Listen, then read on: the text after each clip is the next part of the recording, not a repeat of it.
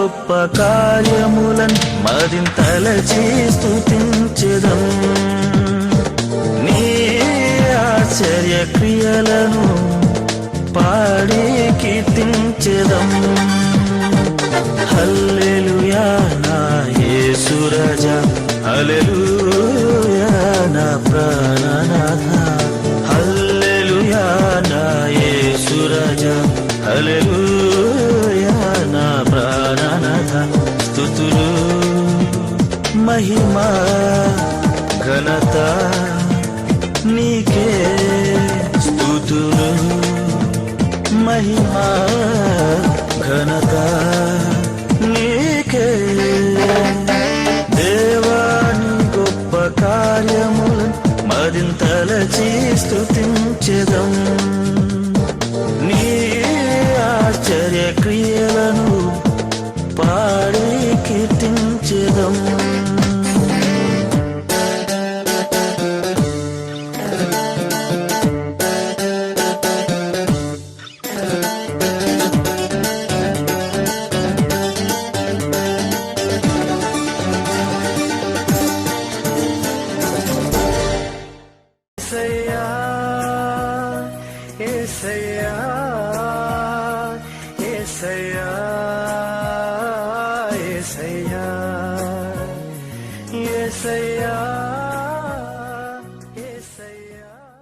ప్రియమైన దేవుని సంగమా, క్రీస్తు యేసు పరిశుద్ధ నామంలో మీ అందరికీ శుభములు. ఈ పునరుద్ధాన దినమందు ఉదయకాల ఆరాధనలో మిమ్మల్ందరినీ ప్రేమపూర్వకంగా ఆహ్వానిస్తున్నాము. మీరందరూ ప్రభువును ఆరాధించుటకు సిద్ధంగా ఉన్నారు కదా. మనమందరము ఆయన పరిశుద్ధ సన్నిధిలో ఆయనను ఆరాధించదము.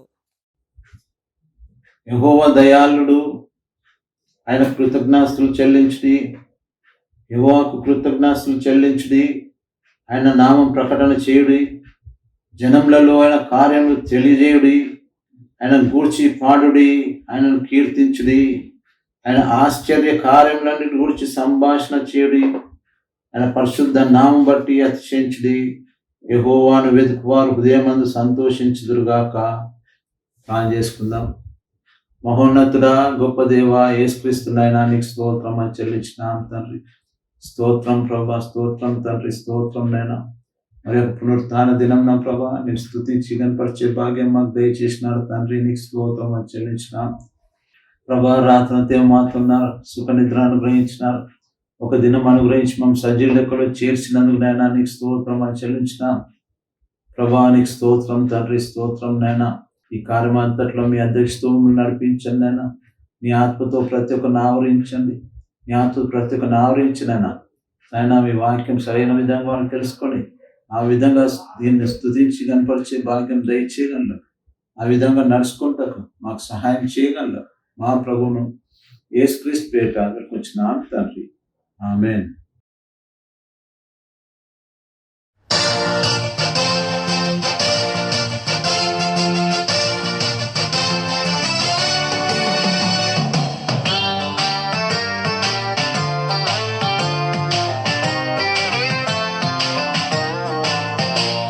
చటించుడి మనుష్య జాతికే సునామము, చటించుడి అవశ్యమే సుప్రేమ సారము. జనాదులు విశేష రక్షణ సునాదము, ఏనో పర్యంతము. చాటుదాము చాటుదాము, చాటుదాము చాటుదాము, చాటుదాము చాటుదాము యేసు నామము.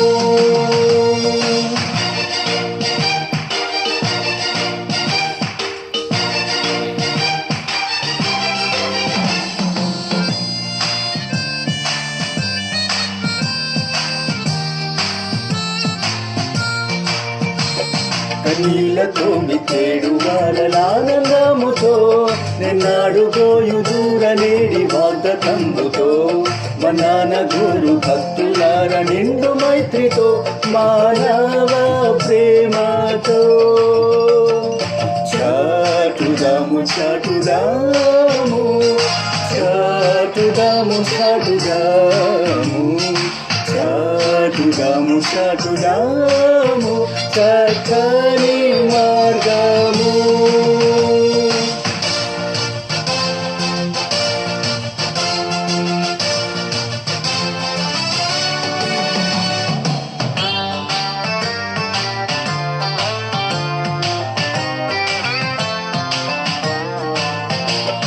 సమీపమందు నుండు మేము చావు కాలము, సదా నశించిపోవు వారికి సుభాగ్యము. విదంబు చూపగోరి ఆశ తోడ నిత్యము వినిపించుచుందము. చాటుదాము చాటుదాము చాటుదాము చాటుదాము చాటుదాము చాటుదాము సత్య సువార్తను.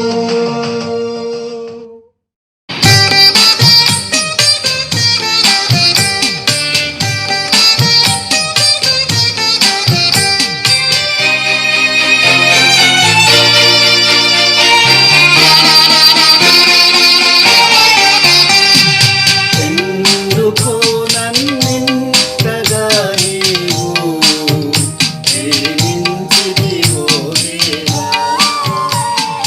అందుకో నా దీన స్తుతి పాత్ర.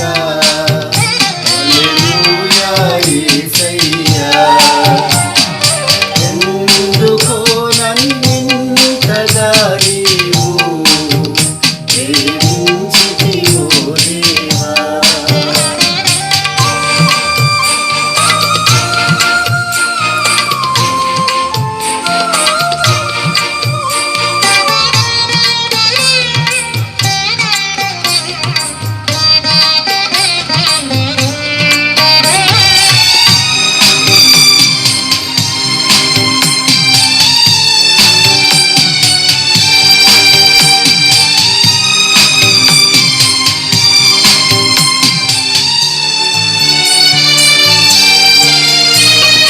నా పాపము పాప నరరూపివైనావు, నా శాపము మాప నలిగి వేలాడితివి. నాకు చాలిన దేవుడవు నీవే, నా స్థానములో నీవే. నాకు చాలిన దేవుడవు నీవే, నా స్థానములో నీవే. హల్లెలూయా యేసయ్యా. హల్లెలూయా యేసయ్యా. ఎందుకో నన్నింతగా నీవు ప్రేమించితివో దేవా.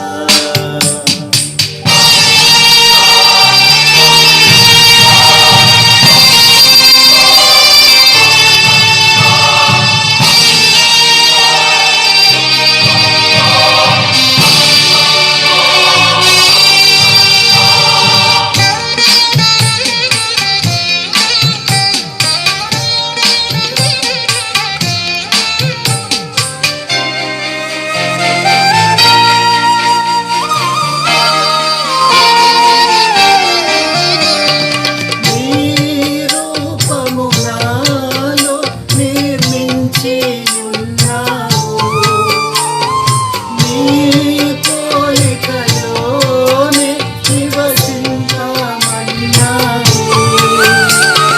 నీవు నన్ను ఎన్నుకొంటివి, నీ కొరకై నీ కృపలో. నీవు నన్ను ఎన్నుకొంటివి, నీ కొరకై నీ కృపలో. హల్లెలూయా యేసయ్యా. హల్లెలూయా యేసయ్యా. అందుకో నన్నింతగా నీవు ప్రేమించితివో దేవా.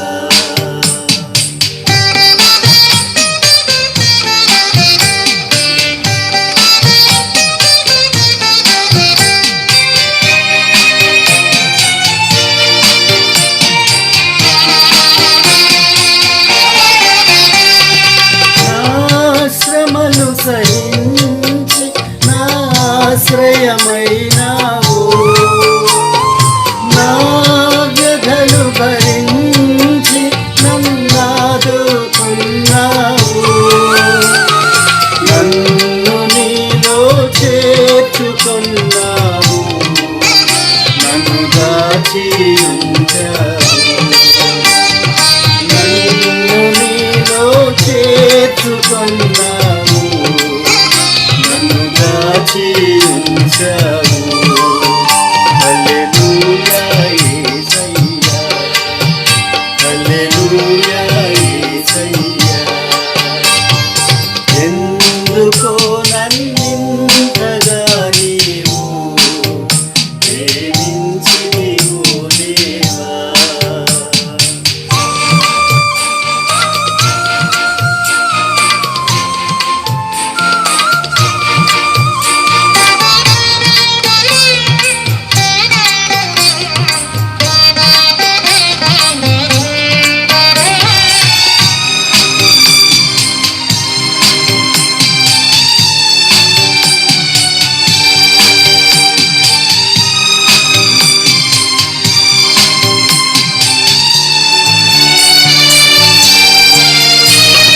నా మనవులు ముందే నీ మనసులో నెరవేరి నా మనుగడ ముందే నీ గంధములో నుండే ఏమి అద్భుత ప్రేమ సంకల్పం నేనేమి చెల్లింపు ఏమి అద్భుత ప్రేమ సంకల్పం నేనేమి చెల్లింపు హల్లెలూయా యేసయ్యా హల్లెలూయా యేసయ్యా ఎందుకో నన్నింతగా నీవు ప్రేమించితివో దేవా అందుకో నా దీన స్తుతి పాత్ర హల్లెలూయా యేసయ్యా ఎందుకో నన్నింతగా నీవు ప్రేమించితివో దేవా మన సంఘ కాపరి పాస్టర్ జోసెఫ్ డాసన్ గారు దేవుని వర్తమానాన్ని మనకు అందిస్తారు. ప్రార్థన చేసుకుందాం. కృపగల దేవా యేసుక్రీస్తునైనా నీకు స్తోత్రం అని చెల్లించినాం తండ్రి. స్తోత్రం ప్రభా, స్తోత్రం తండ్రి. ప్రభా ఇప్పుడు వాక్యం మేము విననేమిటిగా ప్రభా మీ వాక్యంతో మమ్మల్ని తండ్రి వాక్యంతో మమ్మల్ని నడిపించండి అయినా మమ్మల్ని నడిపించండి. మీ వాక్యం ద్వారా మమ్మల్ని బలపరచండి ప్రభా, బలపరచండి. మీ వాక్యం ద్వారా మమ్మల్ని హెచ్చరించండి. అన్ని విధాలా మీరు మేలు చేసే దేవుడు అంటున్నారు ప్రభా, నీకు స్తోత్రం అని చెల్లించినాం. మీ సన్నిధి మీ కాపుదల మాకు ఎంతో అవసరం నైనా ప్రభా. ఈ వాక్యం వినుచుండగానైనా మీ ఆత్మతో ప్రతి ఒక్క నింపండి నైనా, ప్రతి ఒక్క నా ఆత్మతో నింపినైనా వాక్యం సరైన విధంగా అర్థం చేసుకునే జ్ఞానం దయచేయండి. నేను కాదు ప్రభా, నేను కాదు నైనా, నా ద్వారా మీరే మాట్లాడి నన్ను మరుగుపరిచినైనా మీరే ఘనతామయములు పొందగలందుకు మా ప్రభువును యేసుక్రీస్తు పేట వచ్చినాం తండ్రి. ఆమేన్. ఇవాళ టాపిక్ ఏమంటే దేవుని సన్నిధి. అంటే మన ఎడ్ల ఆయన సన్నిధి ఎప్పుడు ఉండాలనేసి మనం కోరుకుంటా ఉంటాం. ఆయన కూడా మనకు ఆ యొక్క అష్యూరెన్స్ ఇస్తుందేమంటే నేను మీతో నేను ఉంటా అనేసి చెప్తాను. కాబట్టి ఈ దైవికమైన సన్నిధి మనకు ఉంటుంది అనేసి మేము వాక్యం ద్వారా ఇప్పుడు మనం తెలుసుకుంటాం. ఆదికాండం 31వ అధ్యాయం 3వ వచనం చూద్దాం. ఆదికాండం 31వ అధ్యాయం 3వ వచనం. అప్పుడు యెహోవా నీ పితరుల దేశమునకు నీ బంధువుల ఎదురు తిరిగి వెళ్ళుము, నేను నీకు తోడై ఉండదనని యాకోబుతో చెప్పగా అంటు. యాకోబు ఇక్కడ వాళ్ళ మామగారింట్లో ఉన్నాడు. మామగారింట్లో కొలువు చేసుకుంటున్నాడు. ఆయనకు 2 భార్యలు, అక్కడ 11 మంది సంతానం ఉన్నారు. వాళ్ళందరినీ దేవుడు ఏం చెప్తానంటే, నువ్వు నీ పితరుల దేశానికి నీ బంధువుల దగ్గర తిరిగి వెళ్ళు, నేను నీకు తోడై ఉంటా అంటున్నమాట. యాకోబు అంటే మోసగాడని మనకు తెలుసు, కానీ ఆయన పట్ల దేవునికి ఒక ప్లాన్ ఉన్నది. ఆయన గర్భఫలం నుంచి వచ్చే వాళ్ళే ఇశ్రాయేలుగా వాళ్ళను ఒక దేశంగా చేయాలనేసి దేవుడు ఎంతగానో వాళ్ళను ఆ యొక్క ప్లాన్ కలిగి ఉండను. ఆ ప్లాన్ ప్రకారమైన యాకోబుతో ఏమంటున్నంటే, నేను నీకు తోడుగా ఉంటా అంటున్నా. నేను నీకు తోడుగా ఉంటా, నువ్వు వెళ్ళు, మళ్ళీ నీ పితరుల దేశానికి, నీ బంధువుల ఇంటికి వెళ్ళు అంటు. అట్లనే మనం కూడా యాకోబు స్వభావం వంటి వారమే. మనం మోసగాలమే, అబద్ధికులమే, పాపంతో నిండిన వారమే. కానీ ఆ దేవుడు ఏమంటున్నాడు, మనకు కూడా తోడుగా ఉంటాడు. మనకు కూడా తోడుగా ఉంటాడు. తోడుగా ఉంటాడంటే మనం ఆయన మాట విని ఆ మాట ప్రకారం నడుచుకున్నప్పుడు మనకు తోడుగా ఉంటాడని చెప్తాను. ఇక్కడ ఆయన వెళ్ళమన్నప్పుడు యాకోబు వెళ్ళనీకే రెడీ అయిపోయాడు. ఆయన భార్యలతో, ఆయన వాళ్ళకు దాసీలతో, కుమారులతో ఆయన బయలుదేరినప్పుడు ఆ యొక్క దేవుడు నేను నీకు తోడుగా ఉంటాను. అట్లనే ఆ దేవుడు కూడా మన పట్ల తోడుగా ఉంటాడు. మన పట్ల ఆయన ఒక ప్లాన్ ఉన్నది. ఆ ప్లాన్ ప్రకారం మనల్ని నడిపిస్తుంటాడు. కాబట్టి యాకోబు ఏ విధంగా అయితే దేవుని ఎదుర్కొని ఆయనతో పెనుగులాడిండో, మనం కూడా ప్రార్థనలో ఆయనతో పెనుగులాడాలి. పెనుగులాడి ఆయన సన్నిధి సంపాదించుకోవాలి. ఆయన సన్నిధి ఎప్పుడు వస్తుందంటే, ఆయన నీ హృదయంలో చేర్చుకున్నప్పుడు ఆయన సన్నిధి నీతో ఉంటుంది. కాబట్టి యాకోబు వలె మనం దేవునితో గోజాడ, ప్రభువా నన్ను క్షమించు, నేను నీకు పాపం చేసిన, నీకు వ్యతిరేకమైన పనులు చేసిన, నన్ను క్షమించి నాకు నూతన మనిషి, నీ యొక్క సన్నిధి కాపుదల నాకు దయచేయి అనేసి మనం ప్లాన్ చేసుకుంటే ఆ దేవుడు మనతో అంటాడు, నీకు నేను తోడుగా ఉంటా అంటాడు. కాబట్టి అటువంటిది ఆ దేవుడు మనకు ఇవ్వబోతాడు అని మనం తెలుసుకోవాలి. ఆయన మనకు తోడుగా ఉంటేనే మనము మన జీవితంలో అభివృద్ధి పడగలం, అభివృద్ధి చెందగలం మనం. కాబట్టి అటువంటి అభివృద్ధి కావాలంటే ఆయన సన్నిధి, ఆయన తోడు మనకు ఎంతో అవసరము అన్నమాట. కాబట్టి అతడు తోడు మనకి ఇస్తా అని దేవుడు చెప్తా ఉన్నాడు. అదే 28వ అధ్యాయం 15వ వచనం చూద్దాం.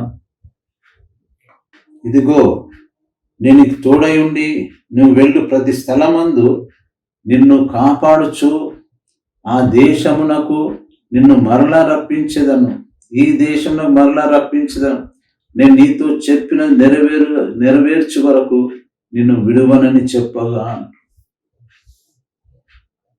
అంటే మనం ఆయన ప్లాన్లో ఉంటే మనకు కూడా ఇదే వాగ్దానం ఇస్తా ఉన్నాడు.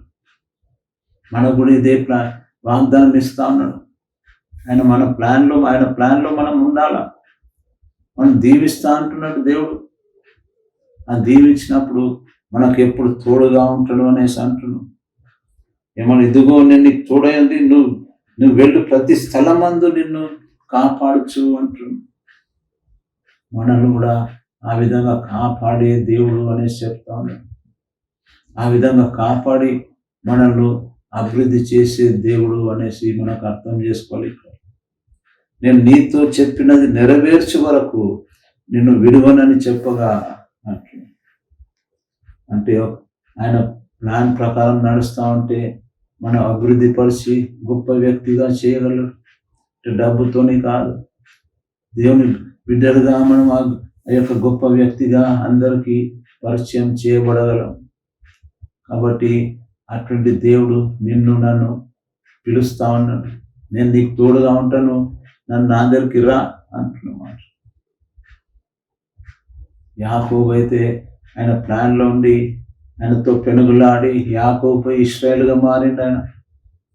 అట్లనే మనం కూడా ఆయనతో మనం ఉన్నప్పుడు ఆయన మనను పేరు తీసేసి నా బిడ్డ అని పేరు పెడతాడు.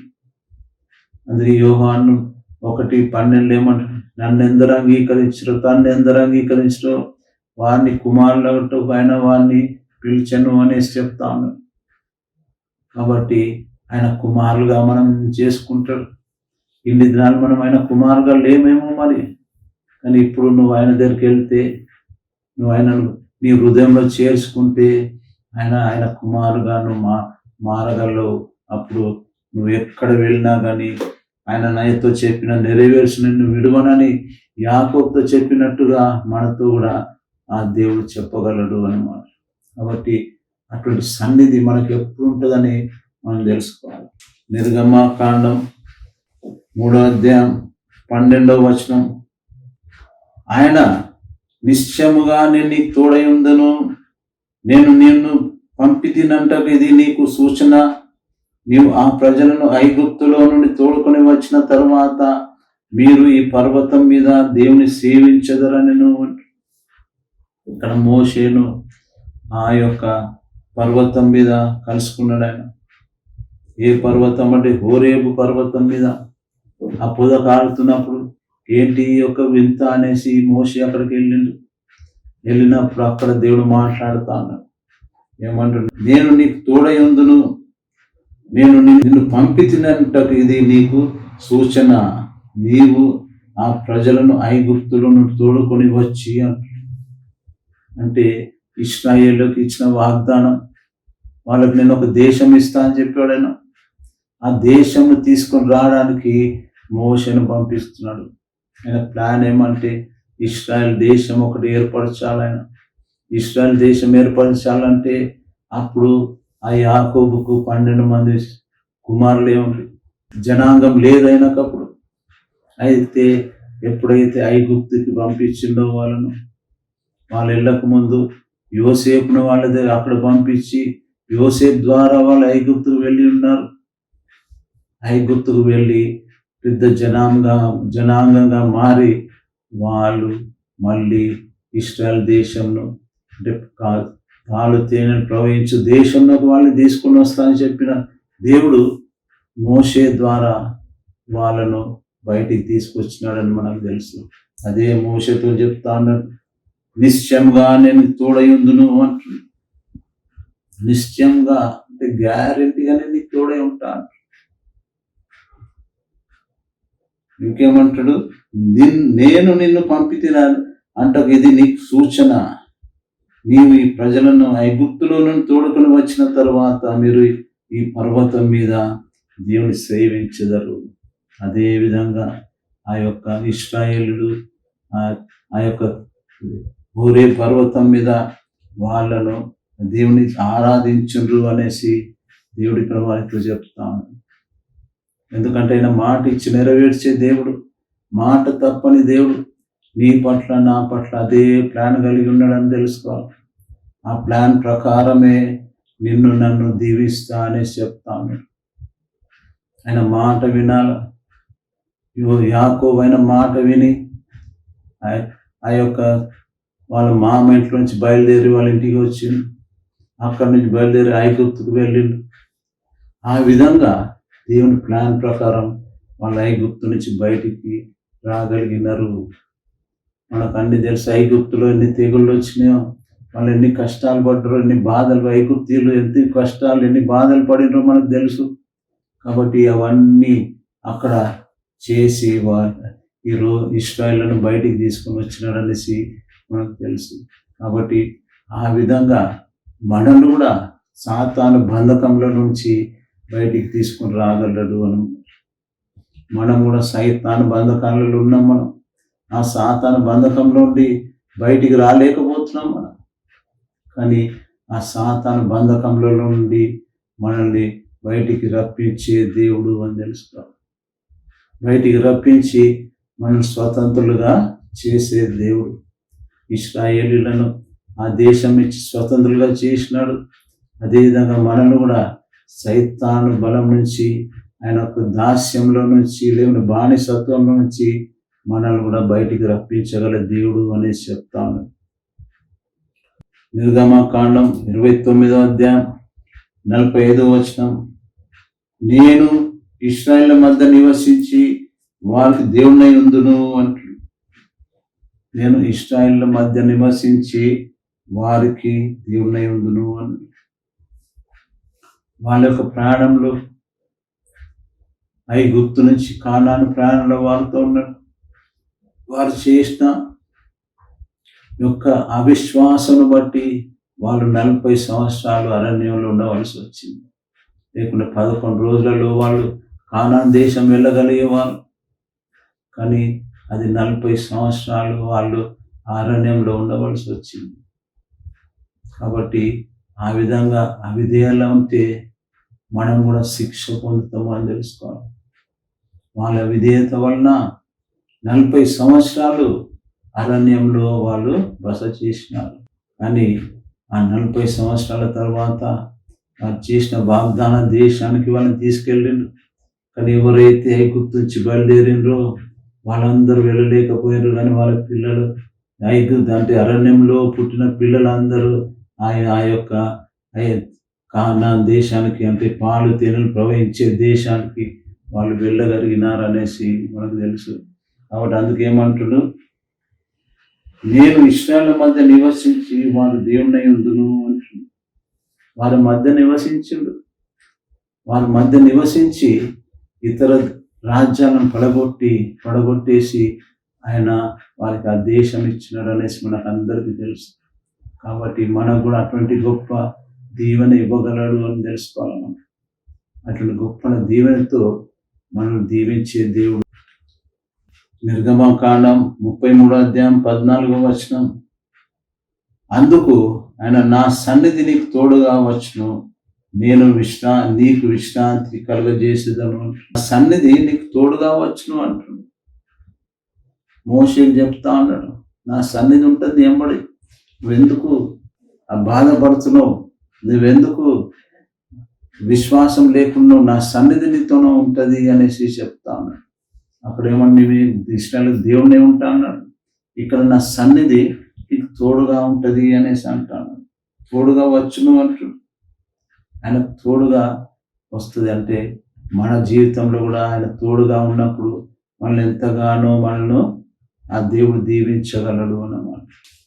లేవి కాండం 26వ అధ్యాయం 12వ వచనం, నేను మీ మధ్య నడిచెదను, మీకు దేవుని యుందును, మీరు నాకు ప్రజలై ఉందురు.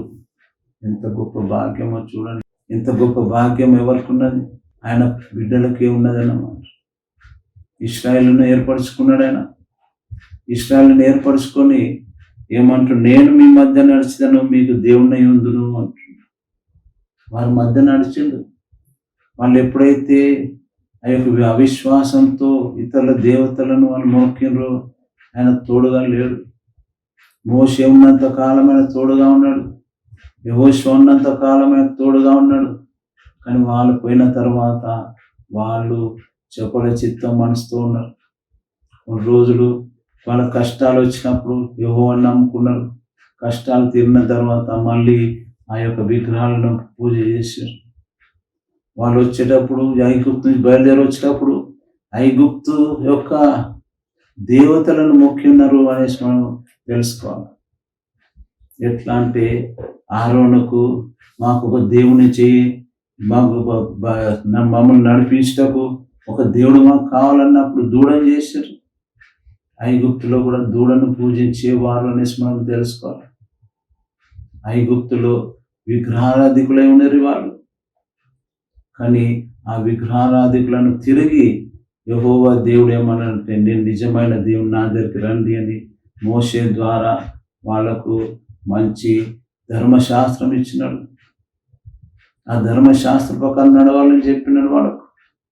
కాబట్టి ఆ యొక్క దేవుడు ఏమంటుడు, నేను మీ మధ్య నడిచేదను, మీకు దేవుని ఉందును, మీరు నాకు ప్రజలై ఉందురు అంటున్నాడు. అంటే మనం ఆయనతో నడిచినప్పుడు ఆయన మనకు దేవుడుగా ఉంటాడని మనం తెలుసుకోవాలి. దేవుడుగా ఉండి మనతో ఉంటాడు, ఆయన మన మధ్య నివసిస్తూ ఉంటాడు. ఇప్పటికీ యేసు ప్రభు ఈ లోకంని విడిచిపెట్టిపోయేటప్పుడు ఆరోహణమైన తర్వాత, ఆరోహణ కాకముందు మరణం గెలిచి తిరిగి లేచిన తర్వాత, పునరుత్థానం పొందిన తర్వాత ఏమన్నాడు, నేను వెళ్తున్నాను, ఆదరణకర్త నీకు పంపుతును అన్నాడు. ఆదరణకర్త నీకు పంపుతా, ఆయన మీకు అన్నీ నేర్పించను అనేసి అన్నాడు. అట్లనే ఆదరణకర్తను మనం పంపించారు. అప్పటి నుంచి ఆదరణ కడత మనల్ని నడిపిస్తా ఉన్నారు. ఆయననే మన యొక్క ప్రార్థనలు విని మనకు పాప క్షమాపణ పొందుటకు మన పాప క్షమాపణ ప్రార్థన విజ్ఞాపన ప్రార్థన వినేసి ఆ యొక్క పరిశుద్ధాత్మ దేవుడు మన ప్రార్థనలన్నీ యేసు ప్రభు దగ్గర తీసుకెళ్తాడు. యేసు ప్రభు దగ్గర తీసుకెళ్ళినప్పుడు ఆయన పాపం క్షమించి మనకు నూతన మనసు ఇచ్చి ఆయన మనకు దేవుడుగా ఉంటాడు అనేసి మనం వాక్యం ద్వారా తెలుసుకోవచ్చు. ఆయన మనకు దేవుడుగా లేకుంటే మనము సాతాను బిడ్డలుగా ఉండిపోతాం. ఎందుకంటే ఆయననే సృష్టికర్త, ఆయననే నిజమైన దేవుడు, ఆయననే మనం పరిపాలించే దేవుడు అని తెలుసుకోవాలి. ఈ లోకం సాతానుతో ఉన్నప్పటికీ ఆ దేవుని బిడ్డలు ఆయనతో ఉన్నారని మనం తెలుసుకోవాలి. ఆ దేవునితో మనం ఉన్నప్పుడు మనకు ఆయన దేవుడుగా ఉండి మనం నడిపిస్తూ ఉంటాడు అనేసి మనం అర్థం చేసుకోవాలి. కాబట్టి ఏమంటాడు, నా సన్నిధి నీకు తోడుగా ఉంటుంది అన్నాడు. అట్లనే ఆ దేవుడు మనకు కూడా ఆ సన్నిధితో తోడుగా మనకు ఉంచుతాడు అనేసి తెలుసుకోవాలి. ఆ సన్నిధితో మనం నడుస్తూ ఉంటే మనకు ఎన్ని కష్టాలు, బాధలు, సమస్యలు ఏమి వచ్చినా కానీ దేవుడే మనల్ని కాపాడగలడు. ఆయనకు మనకు అడ్డంగా నిలబడి ఆయన ఆ సమస్యలను దగ్గర రానియకుండా చూసుకుంటాడు. అంటే ఆయన దాటి ఏ సమస్య కానీ, ఏ అనారోగ్యం కానీ, ఏది కానీ రాదు అన్నమాట. కాబట్టి మనకు ఆయన సన్నిధి ఉంటే మనం ఎంతో క్షేమంగా ఉండగలం అనేసి దేవుడు ఇక్కడ మనం జ్ఞాపకం చేస్తాం. ఆయన సన్నిధి మనకు తోడుంటే మనం ఎంతో ధన్యులము అన్నమాట, ఎంతో భాగ్యవంతులం. ఆయన మనకు సన్నిధి ఉందంటే మనకు సాతాను శోధనలు ఉండయి అనేసి. సాతాను శోధన మనల్ని ఎప్పుడు పడేయాలని సాతాను ప్రయత్నం చేస్తూ ఉంటుంది. కానీ దేవుడు మనతో ఉంటే, ఆ దేవుడు ఆయన సన్నిధి మనతో ఉంటే మనకు ఏ సాతాను ఏం చేయలేదు అని తెలుసుకోవాలి. అందుకే యోహాను భక్తుడు ఏమంటాడంటే, మొదటి యోహాను 4వ అధ్యాయం 4వ వచనంలో, మీలో ఉన్నవాడు లోకంలో ఉన్నవాడి కంటే గొప్పవాడు అంటుంది. కాబట్టి మనలో ఒకవేళ యేసు ప్రభువే ఉంటే వీళ్ళు సాతాను మనల్ని ఏం చేయలేదు అని తెలుసుకోవాలి. సాతాను మనం ఏం చేయలేదు, మనల్ని అది మనతోనే ఓడిపోతుంది. అందుకే రోమా పత్రికలు అంటాడు, నేను దాన్ని మీతో చితకబాధిస్తా అనేసి వాక్యం చెప్తాను. అది 16వ అధ్యాయంలో ఉంటుంది, రోమా పత్రిక 16వ అధ్యాయంలో. కాబట్టి ఆ యొక్క సాతానుపై జయం వస్తుంది. మనకు సాతానుపై జయం వచ్చినప్పుడు మనం పాపంలో పడము అన్నమాట. అంటే ఆయన సన్నిధి ఆ విధంగా మనల్ని కాపాడుతూ ఉంటుందని మనం తెలుసుకోవాలి. ఆయన సన్నిధి మనకు ఎంతో అవసరం. ఆ సన్నిధితోనే మనల్ని దేవుడు కాపాడుతూ వస్తుంటాడు అనేసి మనం ఇక్కడ వాక్యం ద్వారా తెలుసుకోవచ్చు. కాబట్టి నేను నీ మధ్య నడిచేదను, మీకు దేవుని యందును, మీరు నాకు ప్రజలై ఉందురు అని అందుకే అంటున్నాడు. ఆయన మన మధ్య ఉంటాడు. మధ్య ఉన్నప్పుడు మనం ఆయన ప్రజలుగా ఉండి ఆయనను మనము ఆయన మన దేవుడుగా ఉండి ఆయన ప్రజలుగా మనం ఉంటాం అనేసి దేవుడు ఇక్కడ మనకు వాగ్దానం చేస్తూ ఉన్నాడు. ద్వితీయోపదేశ కాండం 20వ అధ్యాయం 1వ వచనం, నీవు నీ శత్రువులతో యుద్ధంలో పోయి గుర్రములను రథములను మీకంటే విస్తారమైన జనము చూచినప్పుడు వారికి భయపడవద్దు. ఐగుప్తు దేశంలో నుండి నిన్ను రప్పించిన దేవుడైన యెహోవా నీకు తోడయుండును అంటు. అంటే మనకు అంటే విరోధంగా ఎంతమంది లేచినా కానీ ఆయన మనతో ఉంటాడు అంటు. నువ్వు శత్రుయుద్ధంలో పోయిన గుర్రములను రథంలో మీకంటే విస్తారమైన జనం చూసిన వారికి భయపడొద్దు అంటుంది. మనం కూడా అటువంటి దీవెన మనకు ఇవ్వగలడు. ఇవాళ రేపు మనకు క్రైస్తవులకు ఎంతో వ్యతిరేకమైన సంగతులు జరుగుతా ఉన్నాయి, మనందరికీ తెలుసు. కానీ దేవుడు ఏమంటుండో, వారు ఎంతమంది ఉన్నా కానీ నేను నీతో ఉంటా అంటున్నామాట. వారు ఎన్ని విధాలుగా ఏం ప్రయత్నం చేసినా నేను నీతో ఉంటా అంటున్నాను. దేవుడే మనతో ఉంటే వాళ్ళ ప్రయత్నాలు ఏం చెల్లవు అని తెలుసుకోవాలి. మరి ప్రార్థన ఏం చెల్లవు. ఎందుకు? దేవుడు మనతో ఉన్నాడు అన్నమాట. ఆ దేవుడు మనతో ఉన్నప్పుడు మనల్ని ఎవ్వరు ఏం చేయలేరు, మనల్ని వారు ఏం అనలేరు. అంటే ఆయననే చూసుకుంటాడు. అందుకేమన్నా మిమ్మల్ని ముట్టిన వాడు నా కన్నుగుడ్డును ముట్టినట్టు అన్నాడు. కన్నుగుడ్డును ముట్టితే ఎవరు ఒప్పుకుంటారు? అంటే అది కూడా దేవుని కన్నును ముట్టినట్టు అయిపోయింది, కన్నుగుడ్డును ముట్టినట్టు అవుతుంది వాళ్ళు. కాబట్టి దేవుడు ఊరుకోకుండా క్రియ చేస్తాడు అని తెలుసుకోవాలి. మనకు అది ఆలస్యం అనిపించవచ్చు, కానీ ఆలస్యం కాదు, దేవుని టైంలో అది మన పట్ల క్రియ జరిగించే దేవుడు అన్నమాట. కాబట్టి మనకంటే శత్రువులు ఎక్కువ ఉన్నారని భయపడొద్దు అంటున్నాడు. మీకంటే విస్తారమైన జనం చూసినప్పుడు వారికి భయపడవద్దు. ఐగుప్తు దేశంలో నుండి రప్పించిన దేవుడు నీ దేవుడైన యెహోవా నీకు తోడై ఉండును అంటున్నాడు. ఐగుప్తు నుంచి రప్పించిన దేవుడు అంటే వాళ్ళకి 10 తెగుళ్ళు తీసుకొని వస్తాడు. 10 తెగుళ్ళు తీసుకొని వచ్చి వాళ్ళను చాలా శిక్షిస్తాడు అని మనకు తెలుసు. ఆ శిక్షలో వాళ్ళు ఎంత నష్టపోయారో మనకు తెలుసు. ఆఖరికి వాళ్ళ జ్యేష్ఠ కుమారులు కూడా చనిపోయారని మనకు తెలుసు. కాబట్టి దేవునితో ఎవరైనా కానీ వ్యతిరేకంగా పనులు చేస్తే ఆ విధమైన శిక్ష వస్తుంది అని తెలుసుకోవాలి. అందుకే వాళ్ళు విస్తారమైన జనంను చూచినప్పుడు వారికి భయపడవద్దు అంటున్నాడు. అంటే ఆ విధమైన అష్యూరెన్స్ దేవుడు మనకి ఇస్తా ఉన్నాడు. నీకు ఎటువంటి ఏ శ్రమ వచ్చినా, ఏ బాధ వచ్చినా ఏం కాదు అంటున్నాడు. నీ వెంట్రుకల్లో ఒక వెంట్రుకైనా రాలేదు, నశింపదు అంటున్నాడు. వెంట్రుకనే నశింపజేయకుంటే చేసే దేవుడు, వాళ్ళు మనల్ని ఏం చేయగలరు? కొందరు హతసాక్షులుగా మారవచ్చు, అది దేవుని చిత్తము అన్నమాట. హతసాక్షులైతే దాని దీవెన చాలా గొప్ప దీవెన ఉన్నది. మీరు చదువుకోండి, ప్రకటన గ్రంథం 20 అధ్యాయం 4-5 వచనం, 4-5-6 వచనాలు చూడండి. హతసాక్షులను బట్టి దేవుడు ఏమంటున్నాడో చూడండి. కాబట్టి ఆ విధమైన దీవెన మనకు ఉంటుంది అనేసి తెలుసుకోవాలి. ఆయన మనకు ఉంటాడు. మన శత్రువులు ఎంత పెద్ద గుంపైన రాని ఆ దేవుడు మనల్ని కాపాడుతాడు. ఆ దేవునితో మనము ఉండగలము అనేసి చెప్తాము. కాబట్టి ఆ విధమైన దీవెన మనకి ఇవ్వడానికి రెడీగా ఉన్నాడు దేవుడు. ఆ దేవునితో మనం నడిచినప్పుడు ఆ దేవుడు ఆ విధంగా మనల్ని దీవించగలడు అనేసి చెప్తాను. నీ శత్రువులు ఎంతమంది వచ్చినా భయపడొద్దు, నేను నీకు తోడుగా ఉన్నా అంటున్నాడు. ఇశ్రాయేలుతో అయితే నేనే యుద్ధం చేయవాడని మీరు కాదు అన్నాడు. అట్లనే మన పట్ల కూడా ఆ యొక్క ఏదొక్క మనకి వ్యతిరేకంగా ఏదొచ్చినా ఆయననే దాన్ని సరి చేయగలడు అనేసి చెప్తాను. నేను నీకు తోడుగా ఉండి నీకు సహాయం చేస్తానని భయపడొద్దు అన్న అష్యూరెన్స్ మనకి ఇస్తా ఉంది. కాబట్టి అటువంటి దీవెన మనకు ఉంటుంది అని మనం తెలుసుకోవాలి. యెషయా గ్రంథం 43వ అధ్యాయం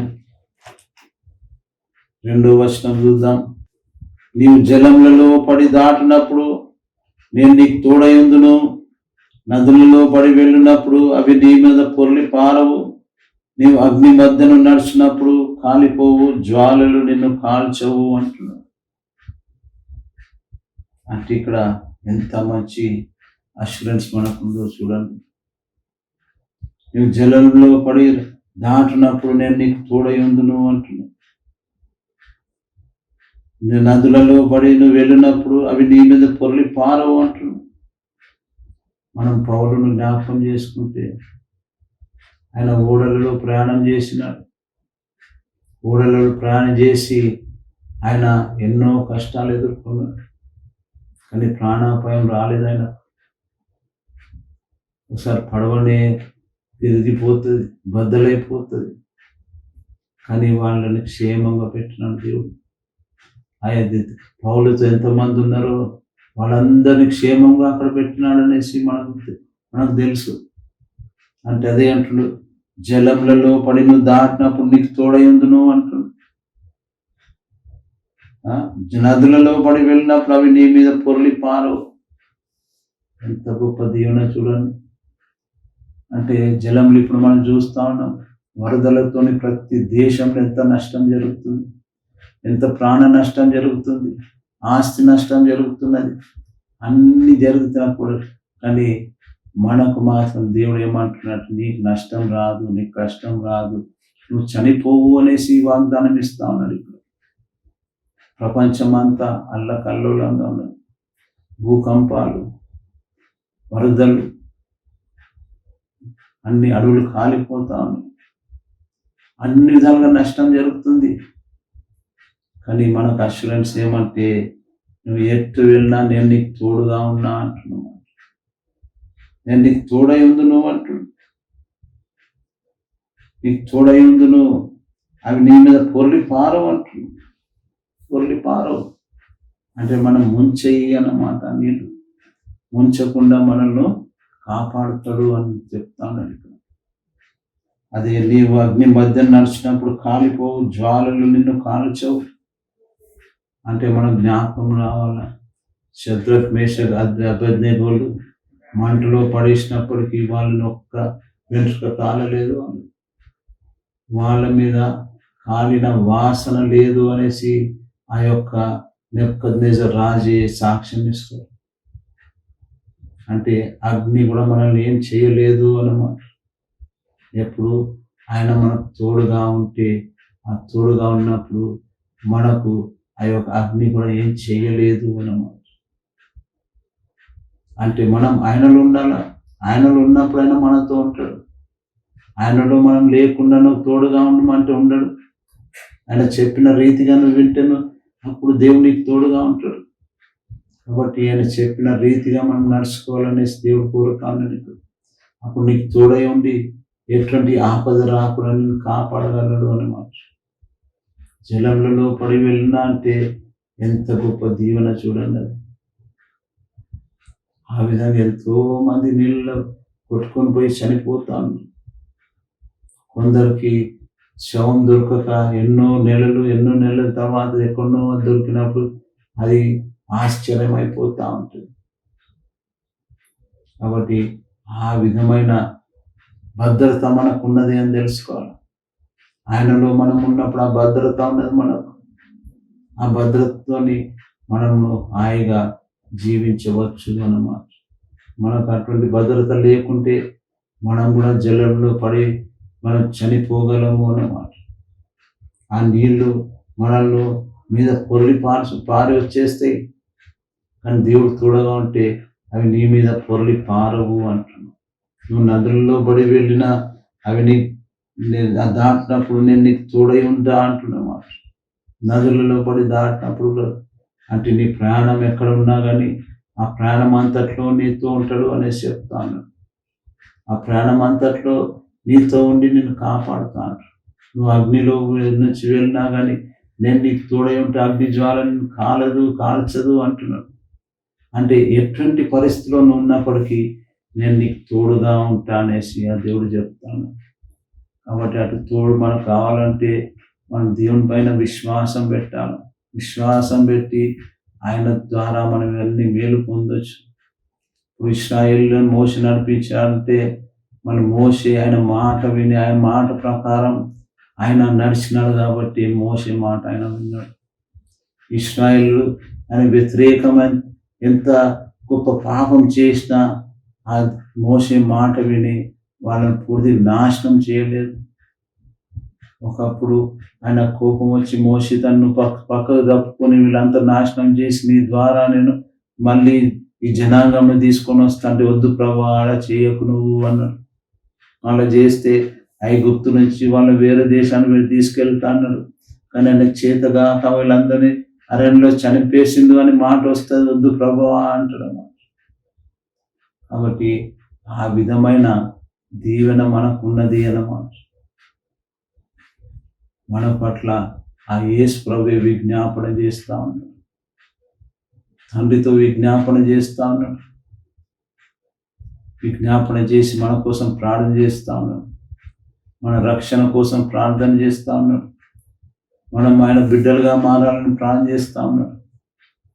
కాబట్టి అటువంటి దీవెన మనకు ఆ యేసు ప్రభు ద్వారా ఉన్నదని తెలుసుకోవాలి. ఇప్పుడు యేసు ప్రభువే లేకుంటే ఆయన దీవెన లేదు మనకు. మనం నిన్నటి దినమున నిత్య జీవం గురించి మాట్లాడినాం. నిత్య జీవం ఆ యేసు ప్రభు ద్వారానే ఉన్నది అనేసి మనం వాక్యం విన్నారు కొంతమంది. కాబట్టి ఆ విధమైన దీవెన మనకు ఉంటుంది అనేసి ఆ యేసు ప్రభు చెప్తాను. అటువంటి దీవెన మనకేమంటే ఎటువంటి పరిస్థితులు ఉన్నా కానీ ఆయన తోడుగా ఉంటాడు.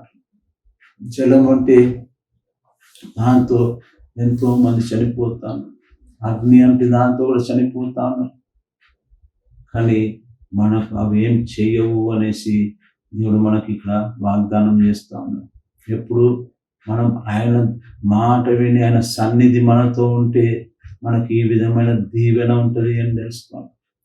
కాబట్టి దీవెన మనకు కావాలంటే మనం దేవునితో నడవాలనేసి దేవుడు చెప్తా ఉన్నాడు. ఇక్కడ జకరియా గ్రంథం 2వ అధ్యాయం 10వ వచనం చూద్దాం. సియోను నివాసులారా, నేను వచ్చి మీ మధ్య నివాసం చేతును, సంతోషంగా నుండి పాటలు పాడుడి, ఇదే యెహోవా వాక్కు అంటారు. ఎంత సంతోషకరమైన మాట చూడండి. ఏమంటుండు? సియోను నివాసులారా, నేను వచ్చి మీ మధ్య నివాసం చేస్తాను అంటు. నేను వచ్చి మీ మధ్య నివాసం చేస్తా అంటు. అంటే వాళ్ళకి ఎంత గొప్పగా దేవుడు వారి మధ్యన ఉంటానని చెప్తా ఉన్నాడు. వాళ్ళు అర్థం చేసుకుంటలేరు అన్నమాట. అప్పుడు అర్థం చేసుకోలేవారు. చేసుకోకుండా దేవుని వ్యతిరేకమైన పనులు చేసి ఆ దేశం నుంచి వెళ్ళగొట్టబడినారు. కానీ ఏమంటే, సియోను నివాసులారా, నేను వచ్చి మీ మధ్య నివాసం చేతును, సంతోషంగా నుండి పాటలు పాడుడి, ఇదే యెహోవా వాక్కు అంటు. సంతోషంతో పాటలు పాడండి అంటు. అదే మన పట్ల కూడా దేవుడు అదే చెప్తాను. నేను మీ మధ్య నివాసం చేస్తా, సంతోషంగా ఉండండి అంటున్నాను. ప్రయాసపడి భారం మోసుకుంటున్న సమస్తమైన వారులారా, నా వద్దకు రండి, నేను మీకు విశ్రాంతి కలుగజేతును అంటున్నమాట. మనం ఎంతో భారమైన జీవితం జీవిస్తా ఉన్నాం. ఎంతో భారంతో మనం జీవిస్తా ఉన్నాం. కాబట్టి ఏమంటుందంటే, సమస్తమైన వారులారా నా వద్దకు రండి. ప్రయాసపడి భారం మోస్తున్నారు మీరు, రండి నా వద్దకు రండి అంటున్నమాట. వస్తే నేను మీకు విశ్రాంతి ఇస్తా అంటున్నాను. అదే ఇక్కడ కూడా అదే దేవుడు, సియోను నివాసాల, నేను వచ్చి మీ మధ్య నివాసం చేస్తును, సంతోషంగా నుండి పాటలు పాడుడి అంటున్నమాట. ఇదే యెహోవా వాక్కు. ఆయన మన మధ్యలో నివాసం చేయడానికి ఎంతో ఇష్టపడుతున్నాడు. ఎంతో ఇష్టపడి మన మధ్య ఉంటా అంటున్నాడు. ఆదాము అవ్వలను సృజించినప్పుడు ఆయన వారితో చల్లని పూట రోజుపై మాట్లాడేవాడు. రోజుపై మాట్లాడి మళ్ళీ తిరిగి వెళ్ళిపోయేవాడు. అట్లనే మనతో కూడా మాట్లాడే దేవుడు అన్నమాట. మనతో మన మధ్య నివాసం చేస్తాను అంటున్నాడు. అంటే మనతో జీవించాలని ఆయన ఆశ ఉన్నది. కాబట్టి మనం మాత్రం దూరం అయిపోతాం. కాబట్టి మనం దూరం కాకుండా ఆయనను మనం హృదయంలో చేర్చుకుంటే మనతో నివాసం చేస్తాడు అనేసి దేవుడు చెప్తాను. కాబట్టి అటువంటి దేవుడు మన మధ్య ఉంటాను. కాబట్టి ఆయన మనం ఆహ్వానించినప్పుడు మనం సంతోషంగా పాటలు పాడుకుంటాం అనేసి దేవుడు ఇక్కడ మనం జ్ఞాపకం చేస్తాను. మత్తయి సువార్త 18వ అధ్యాయం 20వ వచనం. ఏలైనగా 2-3 నా నామన ఎక్కడ కూడిందురో అక్కడ నేను వారి మధ్యన ఉందునని చెప్పాను అంటుంది. ఎక్కడైతే 2-3 నా నామన కూడుకుంటే వారి మధ్యన ఉంటాను. అంటే మనం ఆయనను గూర్చి ఆయన నామంలో మనం ఎక్కడ ఉన్నా మనతో ఉంటాడు అనేసి. 2 ఉంటే చాలు. 2 ఉంటే వారి మధ్య నేను ఉంటా అంటున్నాను. నువ్వు కుటుంబ ప్రాణులు ఉంటే, భార్య భర్త పిల్లలు ఉంటే వారి మధ్యన ఉంటాడు. కాబట్టి ఆయన మన మధ్య నివసించడానికి ఎంతో ఇష్టం ఉన్నది అని మనం తెలుసుకోవాలి. ఆయన మన మధ్య ఉండి నివాసం చేయాలని ఆయన ఇష్టమై ఉన్నది. కాబట్టి మనము ఆ యొక్క ఆయనను ఆహ్వానించాలి. మన హృదయంలోకి ఆహ్వానించినప్పుడు ఆయన తప్పగా మనల్ని దీవించగలడు అని చెప్తాను. ఆఖరిగా మత్తయి సువార్త 28వ అధ్యాయం 20వ వచనం, నేను మీకు ఏ సంగతులు ఆజ్ఞాపించునో వాటన్నిటిని గైకొనవలని వారికి బోధించుడి. ఇదిగో నేను యుగ సమాప్తి పర్యంతం సదాకాలం మీతో ఉన్నానని వారితో చెప్పాను అంటున్నమాట. శిష్యులతో మాట్లాడుతాను. నేను ఏ సంగతులను మీకు బోధించిననో ఆజ్ఞాపించునో వాటిని గైకొనండి అంటున్నమాట. వాటిని గైకొనండి. నేను ఏమేమి చెప్పిన వాళ్ళు గైకొనండి. గైకొన్నప్పుడు ఇదిగో నేను యుగ సమాప్తి పర్యంతము సదాకాలం మీతో కూడున్నానని వారితో చెప్పాను. అంటే ఈ రెండో రాకడ వరకు మనతో ఉంటాడు అంటున్నాడు. రెండో రాకడైతే అప్పుడైతే మనల్ని జీవిస్తూ ఉంటాడు ఆయన. కానీ ఇది మన అందరికీ, ఆయన బిడ్డలకు అందరికీ ఇచ్చే ప్రామిస్ అన్నమాట. ఆయన మాట ప్రకారం మనం గైకొంటే మనతో జీవిస్తాడు ఆయన. సదాకాలం యుగ సమాప్తి వరకు ఉంటాడు అనేసి అంటారు. అంటే రెండో రాకడ వరకు మనతో ఉంటా అంటున్నాడు. కొందరు అంతకంటే ముందు వెళ్ళిపోవచ్చు, కానీ కొంతమంది అయితే రెండో రాకడప్పుడు ఉంటారు.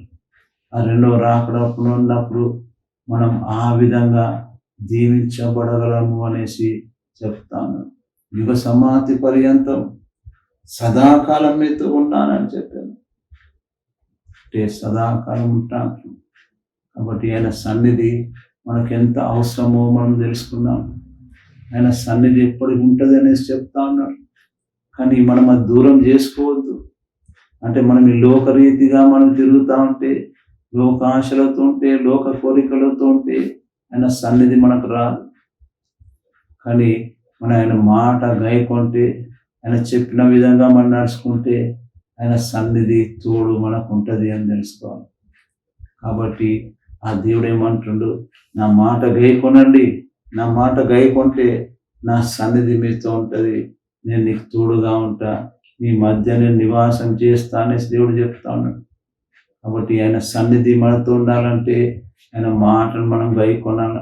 అది ఎవరైనా పర్వాలేదు, కానీ ఆయన మాట ప్రకారం నడుచుకుంటే మనకు ఆయన సన్నిధి తోడు మనతో ఉంటుందని దేవుడు ఇక్కడ చెప్తా ఉన్నాడు. కాబట్టి ఆ దైవిక సన్నిధి మనకు కావాలంటే మనం ఆయన మాట ప్రకారం నడుచుకొని, ఆయన ఇచ్చిన ఆజ్ఞల ప్రకారం నడుచుకుంటే అప్పుడు ఆ దేవుడు ఆయన సన్నిధి తోడు ఉంచి మనల్ని కాపాడగలిగే దేవుడు అన్నమాట. దేవుడు అట్టి కృప మనకు అనుగ్రహించును గాక. ఆమేన్.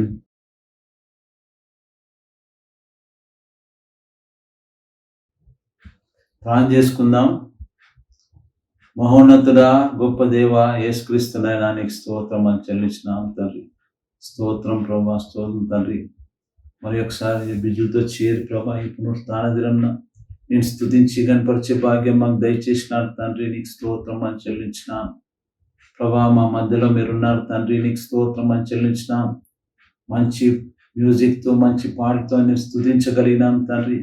మంచి వాక్యం కూడా మాకు అందజేసినారు తండ్రి. నీకు స్తోత్రం అని చెల్లించినాం. నీ సన్నిధి తోడు మాకు ఎంత అవసరమో మీరు చూపెట్టిన దేవా నీకు స్తోత్రం. నీ సన్నిధి తోడున్నప్పుడైనా ఏ విధమైన భద్రత మాకుంటుందో మీరు చూపెట్టిన దేవా నీకు స్తోత్రం అని చెల్లించిన. మీరే ప్రభా యాకోబును పిలిచినైనా నీ తండ్రి నీ యొక్క సన్నిధి కాపుదల ఉంటుందని మీరు చెప్పిన దేవా నీకు స్తోత్రం. అదేవిధంగా తండ్రి మా కూడా మీ యొక్క సన్నిధి కాపుదల దయచేస్తారని చెప్పిన విధానం బట్టినైనా నీకు స్తోత్రం అని చెల్లించినాం తండ్రి. స్తోత్రం ప్రభా, స్తోత్రం తండ్రి. కాబట్టి నైనా నీ యొక్క సన్నిధి, నీ కాపుదల మాకు ఎంతో అవసరం. నీ తోడు మాకు ఎంతో అవసరం నైనా. నీ బిడ్డలైన మమ్మల్ని నీ సన్నిధి కాపుదలతో, నీ తోడుతో మమ్మల్ని దీవించగలిగినాను. నీ సన్నిధి మాకెంతో అవసరం. నీ కాపుదల మాకెంతో అవసరం. నీ తోడు మాకెంతో అవసరం నైనా. కాబట్టి నైనా కృప చూపెట్టు నైనా, కృప చూపెట్టు. ప్రతి ఒక్క బిడ్డతో మీ యొక్క సన్నిధి కాపుదల తోడును దయచేయగలిగినాం ప్రభా. ఈ వాక్యం విన్న ప్రతి ఒక్క బిడ్డను కూడా దీవించండి అయినా, దీవించండి.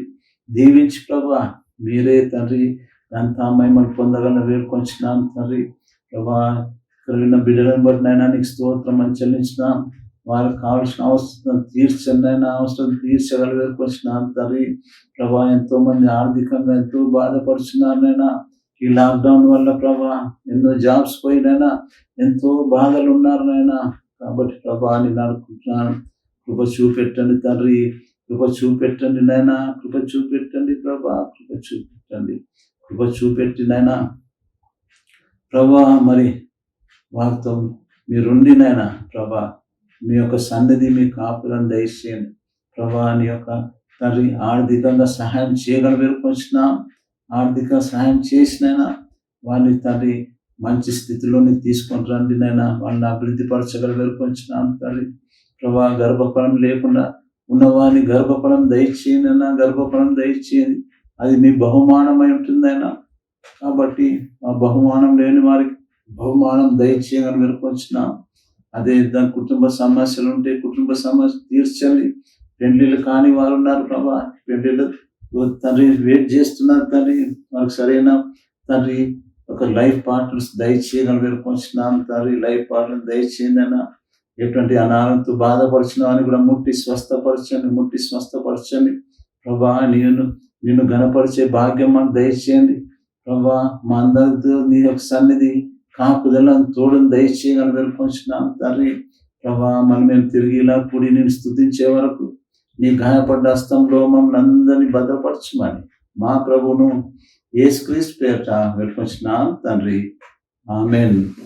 మన ప్రభు అయిన యేసుక్రీస్తు కృప, తండ్రి అయిన దేవుని యొక్క ప్రేమ, పరిశుద్ధాత్మిక నిన్న సావాసం ఎల్లప్పుడు తోడు నీడై ఉండుగాక. ఆమేన్.